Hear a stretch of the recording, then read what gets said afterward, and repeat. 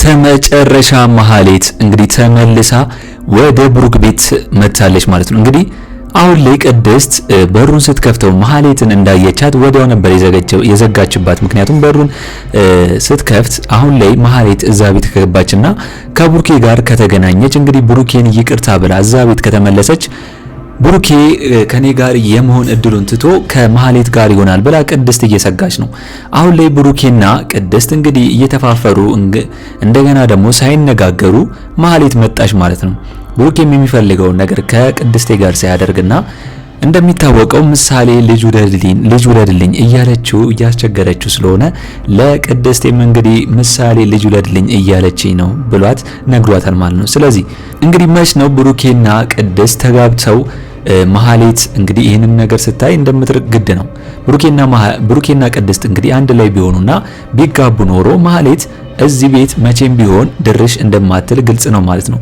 ስለዚህ ይህንን ነገር እንግዲህ መች ነው የምታደርገው? አሁን ላይ መሐሌት መታለች። እንግዲህ ይህንን ነገር ደግሞ መሐሌት ያደረገችው አማራጭ ስላጣች ነው። ኤፍራታም እህቷም ከዚህ ቤት ተመልሳ እንዳትመጪ ብላ አስጠንቅቃታለች። እንደገናም ደግሞ ዝና እንግዲህ ዝና የሚያርፍበት እነ ትህትና ጋር እንኳን እዛ ነበር የምታድረው። እዛም እንግዲህ ዝና መቼም ቢሆን እንዳትመለሽ ብሏታል። ስለዚህ መሐሌት ምንም አማራጭ ስለሌላት እንደገና ወደ ብሩክ ቤት ተመልሳለች ማለት ነው። እንግዲህ አሁን ላይ ብሩኬ ለመሐሌት ይቅርታ ያደርግላታል ወይስ አያደርግላትም? መሐሌትስ ቢሆን እዛ ቤት እንደገና ትመለሳለች ወይስ ትመለሳለች ወይስ ብሩኬና መድብል እንግዲህ ያባሯታል ብላችሁ የምታስቡት? ወይም ደግሞ እንግዲህ መድብል አሁን ላይ መሐሌትን ተቀብሎ እዛ ቤት ካስቀመጧት በኋላ ለነሱ እንድትሰራ በማድረግና ዝና ላይ እንድትመሰክር ካደረጉ ይሄም ቢሆን በአንድ ድንጋይ ሁለት ወፍ እየተጫወቱ ነው ብዬ አስባለሁ። እስኪ እናንተ በዚህ ጉዳይ ሁላችሁም ሐሳብ አስተያየታችሁን ኮሜንት ላይ ማስቀመጣችሁን እንዳርሱ። እንግዲህ ምሳሌ ክፍል 113 ቶሎ እንዲለቀቅ ሁላችሁም ኮሜንት ላይ ክፍል 113 ቶሎ ይለቀቅልን በማለት ይሄንን ቪዲዮ ላይክ በማድረግ ጀምሩ።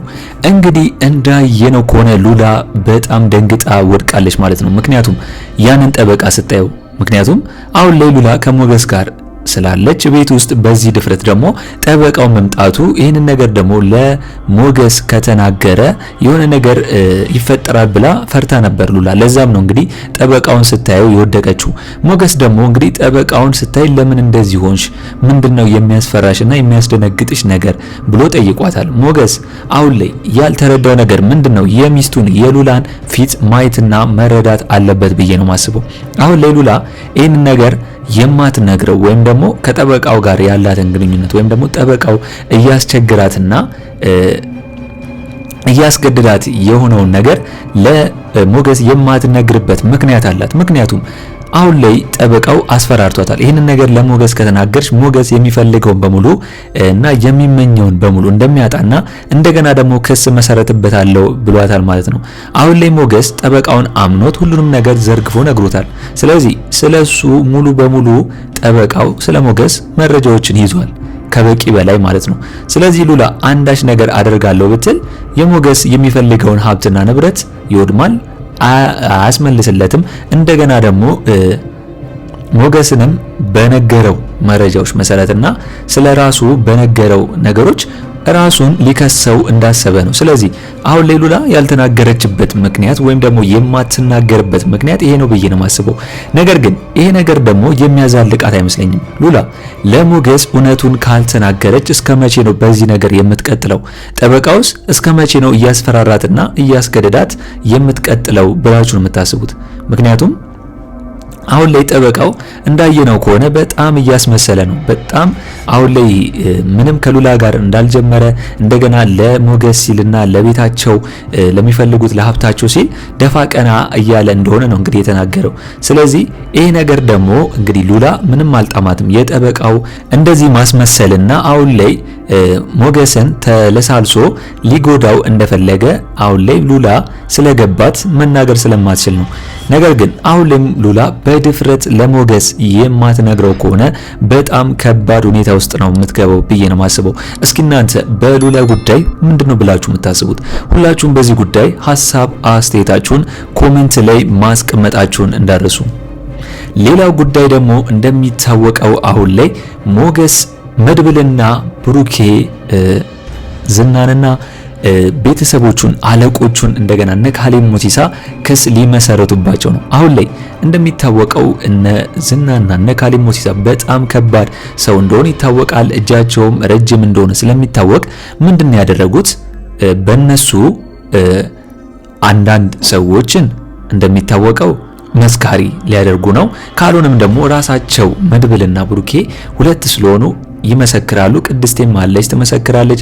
ዳጣም እንግዲህ ካልፈራች በዝና ላይ ልትመሰክርበት፣ ሉላም ሞገስም አሉ። ስለዚህ በጣም ብዙ ስለሆኑ እነ ዝናንና እነ ካሌብ ሞሲሳን ከከሰሷቸው እንግዲህ መስካሪ ያገኛሉ ብዬ ነው ማስበው። ስለዚህ ይሄ ነገር ደግሞ እንግዲህ ዝና ሰምቷል። በጣም የደነገጠው እነ መድብልና እነ ብሩኬ ከጊዜ ወደ ጊዜ በጣም ጎል ሰው ወይም ደግሞ ቶሎ ፈጥነው እየሄዱባቸው እንደሆነና አሁን ላይ እንግዲህ ሊያደርጉት የሚችሉት ነገር እንግዲህ እነ መድብልና እነ ብሩኬ አሁን ላይ ክሱን ስላስጀመሩት ይህን ነገር ደግሞ ዝና ስላወቀ ማህሌትን ቶሎ ብለሽ እዛ ቤት ግቢ እያለ እያስጨነቃት ነው።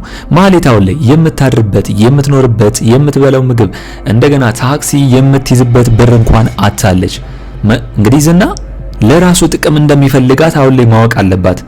ለዛም ነው አሁን ላይ እኔ የምልሽን የማትሰሪ ከሆነ ምንም ብር ከኔ አንዳች ሳንቲም አታገኝ፣ እኔ ባንክሽ ነኝ እንዴ ብሎ ሙድ ያዘባት ማለት ነው። ስለዚህ ይህንን ነገር እንኳን ከግምት ውስጥ አስገብታ ኤፍራታ እንዳለቻት ከዝና ጋር የምትሰራው ነገር ብታቆም ኖሮ አሁን ላይ እንግዲህ ኤፍራታም ማህሌትን እንድትወጣ አትጋብዛትም፣ አርፋ ከኤፍራታ ጋር ተደጋግፋ ትኖር ነበር። አሁን ላይ ግን እንደሚታወቀው የኤፍራታን ነገር ስላልሰማችና ከዝና ጋር እሰራለሁ ዝና ይሄን ነገር ካደረኩለት ወይም ደግሞ ዝና የሚላትን ነገር ካደረገች ሀብትና ንብረት ላይ ተመልሼ እመጣለሁ እያለች ነው የምትገኘው። ስለዚህ አሁን ላይ እንግዲህ ማህሌት ለኤፍራታም እንኳን ብደውልላት ኤፍራታ ተመልሳ ይቅርታ እንደማታደርግላትና መቼም ቢሆን ቤቷ እንደማታስጠጋት ስታውቅ ይህንን ነገር እንግዲህ ዝና ጋር ነው የደወለችው ተመልሳ። ምክንያቱም ዝና ጋር ደውላ እንደገና እዛ ቤት የሚመልሳት መስሏት ወይም ደግሞ እዛ ቤት የሚያሳርፋት መስሏት ማለት ነው፣ ለትህትና ያሳረፈባት ቤት እዛ ክላስ ውስጥ። ነገር ግን ዝና መቼም ቢሆን እዛ ቤት እንደማያስገባትና ይህንን ነገር ተጠቅመሽ ወይም ደግሞ በዚህ ለሂጅና ብሩኬ ጋር ይቅርታ አድርገሽ ብግቢ ብሏታል ማለት ነው። ስለዚህ ማህሌት ያላት አማራጭ ብሩኬ ጋር ይቅርታ ብሎ መግባት ነው። ያንንም ደግሞ እንግዲህ ቤቱን አፈላልጋ እነ ብሩኬ ቤት ተመልሳለች ማለት ነው። አሁን ላይ ብሩኬና መድብል እንደሚታወቀው ያን ቤት ለመልቀቅ እያሰቡ ነው፣ ሌላ ቤት ለመግባት እነ ማህሌትም እነ ዝናም የማይደርሱባቸውና የማያውቁበት ቤት ለመግባትና እያሰቡና ቤት እየፈለጉ ነው። እንደሚታወቀው ደላላውን በዚህ ጉዳይ ደግሞ መርዞ እያገዛቸው ነው።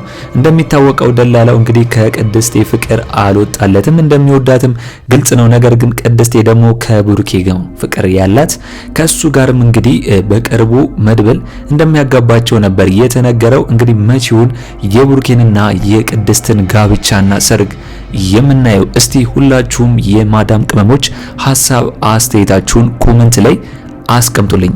እንግዲህ ሌላው ጉዳይ ደግሞ የሚሆነው አሁን ላይ ዝና እስካሁን ድረስ ታግሷታል።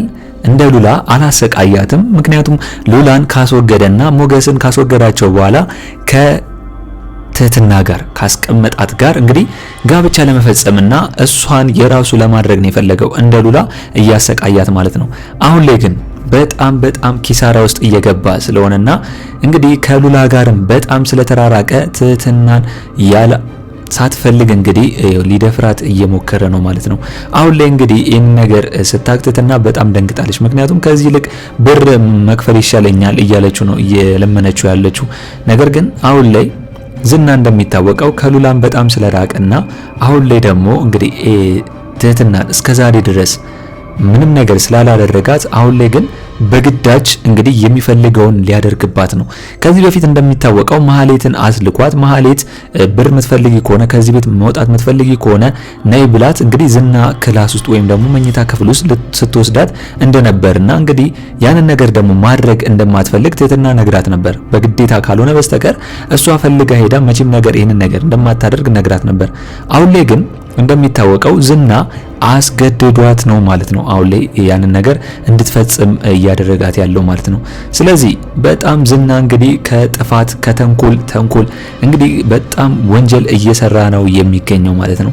ስለዚህ መድብልና ብሩኬ ቶሎ ብለው ቀድመው እንግዲህ ዝናን ዘብጥያ ካልወሰዱትና መስካሪ አስቀምጠው እንግዲህ ዝናን ወደ እስር ቤት ካላስገቡት ጥፋቱና ስራው ወደፊት እየበዛ ነው የመጣው ማለት ነው። ስለዚህ እንግዲህ አሁን ላይ መሐሌትን ልኳታል። መሐሌትን የላከበት ምክንያት መድብልና ብሩኬ የሚያስቡት ነገር ካለ ወይም ደግሞ እንግዲህ እንደሚታወቀው መድብልና ብሩኬ ዝናንና ነካሊ ሞሲሳን እየከሰሳቸው ስለሆነ ያንን ነገር ደግሞ መሐሌት እዛ ቤት ከገባች ሁሉንም መረጃዎች ቀድማ ለዝና እንድታቃብለው ነው ያደረገው።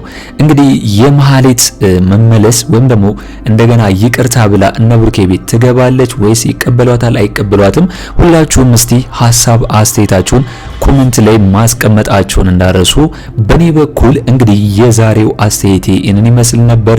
ለቻናሌ አዲስ ከሆናችሁና ሰብስክራይብ እስካሁን ያላደረጋችሁ ካላችሁ ሰብስክራይብ በማድረግና የደውል ምልክቱን በመጫን ቤተሰብ እንድትሆኑን በአክብሮት እንጋብዛለን። በቀጣይ ክፍል እስከምንገናኝ ድረስ መልካም ቆይታ ይሁንላችሁ። ቻው ቻው።